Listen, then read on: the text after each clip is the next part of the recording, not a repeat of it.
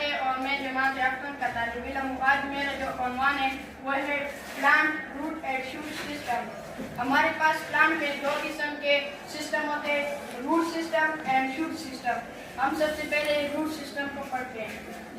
हमारे पास रूट्स, जब हम माइक्रोस्कोपिक डायग्राम्स देखते हैं इसको देखते हैं रूट्स को, तो इसके जो सबसे पहले होते हैं वो है root cap. Root cap regions को महफूज करते हैं, डिस्ट्रॉय होने से बचाते हैं। फिर है रीजन ऑफ सेल डिवीजन।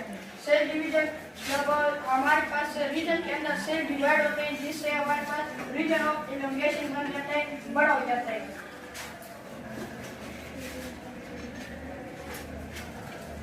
ये हमारे पास रीजन ऑफ इलॉन्गेशन, इसका वेट भी बढ़ जाता है और ये बड़ा हो जाता है दिखने में बड़ा है।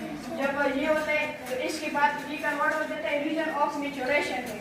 मैच्योरेशन में क्या होता है, ये जब रूट फिर रूट जो है वो मैच्योर हो जाता है, उसकी रूट शेयर निकल जाते हैं, वो मजबूत हो जाता है, वो पौधे को मजबूत रखता है जमीन के अंदर से, और ये मदद करता है मिनरल्स को जमीन से स्टेम तक मिनरल्स और वाटर को पहुंचाने में मदद करते हैं।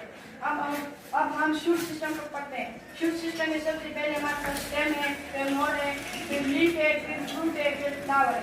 सबसे पहले हम स्टेम पढ़ते हैं। स्टेम में क्या होता है, स्टेम जब रूट्स मिनरल्स और वाटर को ऊपर ले जाते हैं स्टेम तक, तो स्टेम उसको डिवाइड कर देते हैं, पूरे पौधे में पहुंचा देते हैं, जिससे वो पूरा मिनरल जो पूरे मदनियात है वो सारे पौधे में पहुंच जाते हैं। जैसे हमारे पास इसके बाद हमारे पास है नोड, जो ये जड़ से ये पत्ता निकला होता है ना,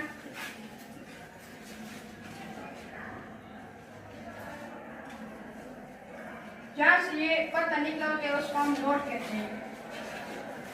और ये जो इस और इसकी जगह जो गैप होता है उसको हम इंटरनोड कहते हैं।